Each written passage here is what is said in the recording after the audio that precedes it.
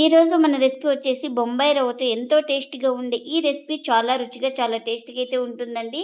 ఈ రెసిపీని తక్కువ సమయంలో ఈజీగా చేసుకోవచ్చు. అంత టేస్టీగా అయితే ఉంటాయి. ఈ రెసిపీ వచ్చేసి ప్రతి ఒక్కరికి నచ్చుతాయండి. అంత టేస్టీగా అయితే ఉంటాయి. ఇంకెందుకు ఫ్రెండ్స్ ఆలస్యం, ఎలా చేయాలో ఏంటో అనేది వీడియోలోకైతే వెళ్ళిపోయి చూద్దామా మరి. ముందుగా ఒక మిక్సింగ్ బౌల్ అయితే తీసుకొని అందులోకి ఒక స్పూన్ వామ్ అయితే తీసుకొని ఇలా అరచేతిలో మనం బాగా నలుపుకోవాలి. ఇంకా ఇలా నలిపి వేయడం వల్ల మనకు ఫ్లేవర్ అనేది బాగా తెలుస్తుంది.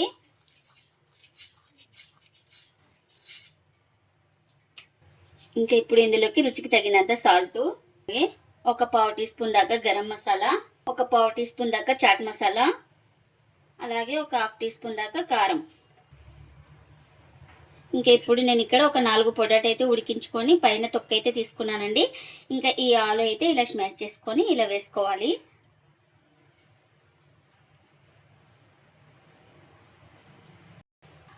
ఇంకా ఈ ఆలూకి మసాలా అనేది బాగా పట్టేలాగా కలుపుకోవాలి. ఇక్కడ చూపిస్తున్నాను కదా, ఇలా బాగా మొత్తం ఇలా కలుపుకోవాలి.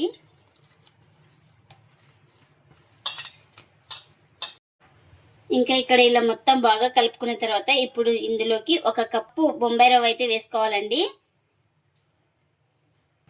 ఇంకా ఇప్పుడు ఇదే కప్పుకి హాఫ్ కప్పు శనగపిండిని కూడా వేసుకోవాలి.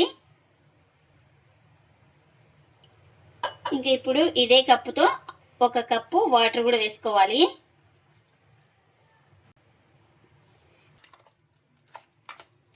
ఇంకా ఇవన్నీ వేసుకొని బాగా కలుపుకోవాలి. చూడండి ఇక్కడ చూపిస్తున్నాను కదా, ఇలా అన్ని బాగా కలిసిపోయేలాగా కలుపుకోవాలి. చూడండి ఎక్కడ ఉండలు లేకుండా ఇలా బాగా 1 నిమిషం పాటు బాగా కలుపుకోవాలి. ఇలా బాగా కలుపుకున్న తర్వాత ఇంకా దీన్ని పక్కన పెట్టేసుకుందాం. ఇంకా స్టవ్ అయితే ఆన్ చేసుకొని ఒక కడాయి అయితే పెట్టుకొని అందులోకి ఒక 2 స్పూన్ల దాకా ఆయిల్ అయితే వేసుకున్నానండి. ఆయిల్ కూడా హీట్ అయింది మనకు. ఇప్పుడు ఇందులోకి పోపు దినుసులు అయితే వేసుకోవాలి. అదే జీలకర్ర, ఆవాలు అయితే వేసుకోవాలి. ఇంకా ఇవి కాస్త చిట్టుపట్టమన్న తర్వాత ఇంకా మనం ముందుగానే ఇలా కలిపి పెట్టుకున్నాం కదా, ఈ పిండిని అయితే ఇందులోకి అయితే వేసుకోవాలి. ఈ పోపులోకి అంతా ఇంకా ఇలా మొత్తం వేసుకున్న తర్వాత ఇలా బాగా కలుపుకోవాలి. ఇంకా ఇలా కలుపుతూ మనం ఈ పోపులో ఒక 2 నిమిషాల పాటు బాగా ఉడికించుకోవాలి. పిండి కాస్త దగ్గర పడే వరకు అయితే. ఇంకా పిండి అయితే చూడండి ఒక 2 నిమిషాలకి ఇలా మనకు దగ్గర అయితే పడింది కదా. ఇప్పుడు స్టవ్ అయితే ఆఫ్ చేసుకొని దీన్ని ఒక ప్లేట్లోకి అయితే తీసుకోవాలి. ఇంకా మనం ఏ ప్లేట్లో వేసుకుంటున్నామో ఆ ప్లేట్కి ఆయిల్ అయితే అప్లై చేసుకోవాలి. ఇలా మొత్తం ఇలా అప్లై చేసుకుంటే మనకు పిండి అనేది అతుక్కోదనమాట. ఇంకా చూడండి ఇలా ప్లేట్లోకి అయితే వేసుకొని ఈ వేడి మీద ఉన్నప్పుడే ఇలా బాగా సెట్ చేసుకోవాలి మొత్తం ఇలా ఈక్వల్గా.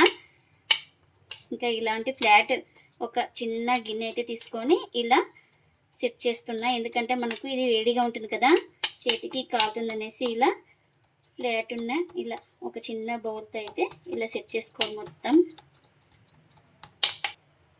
ఇలా సెట్ చేసుకున్న తర్వాత దీన్ని పూర్తిగా చల్లారనివ్వాలి. ఇంకా చూడండి ఇంకా ఇప్పుడు పూర్తిగా చల్లారింది కదా, ఇలా చల్లారిన తర్వాత అయితే మరొక ప్లేట్లోకి అయితే ఇలా తీసుకుందాం. ఇలా ట్యాప్ చేసుకుంటే ఈజీగా ఊడొచ్చేస్తుంది మనకి. చూడండి ఇంకా ఇప్పుడు పీసెస్ అయితే కట్ చేసుకుందాం. చూడండి ఈ సైజులో అయితే కట్ చేసుకోవాలి.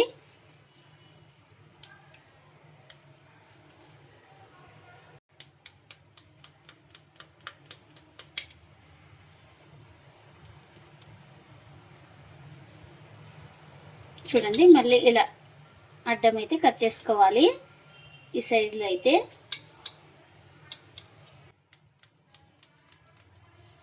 చూడండి ఈ విధంగా అయితే ఉండాలి మనం పీసెస్ కట్ చేసుకున్న తర్వాత ఈ థిక్నెస్ అయితే.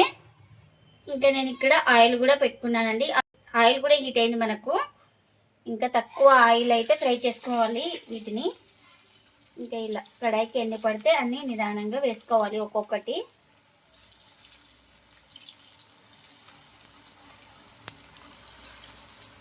ఇంకా ఇలా కడాయికి ఎన్ని పడితే అన్ని వేసుకొని ఒక సైడ్ కాలిన తర్వాత మరోవైపుకి అయితే టర్న్ చేసుకోవాలి. ఇంకా ఇలా ఒక సైడ్ కాలిన తర్వాత ఇలా మరోవైపుకి అయితే నిదానంగా టర్న్ చేసుకోవాలి. ఇలా 2 వైపులా అటు ఇటు తిప్పుతూ బాగా కలర్ వచ్చే వరకు అయితే ఫ్రై చేసుకోవాలి వీటిని. చూడండి ఈ కలర్ వచ్చే వరకు అయితే ఫ్రై చేసుకోవాలి. ఇవైతే రెడీ అయిపోయినాయి మనకు. ఇంకా వీటిని ఒక ప్లేట్లోకి అయితే తీసుకుందాం. ఇలా వస్తేనే అండి చాలా బాగా క్రిస్పీగా వస్తాయి. మనకు బాగా ఫ్రై అయితే మంటను అడ్జస్ట్ చేసుకుంటూ కాల్చుకోవాలి. అప్పుడే మనకు లోపల దాకా బాగా కాలుతాయి. ఇంకా మిగిలిన వాటిని కూడా వేసుకోవాలి.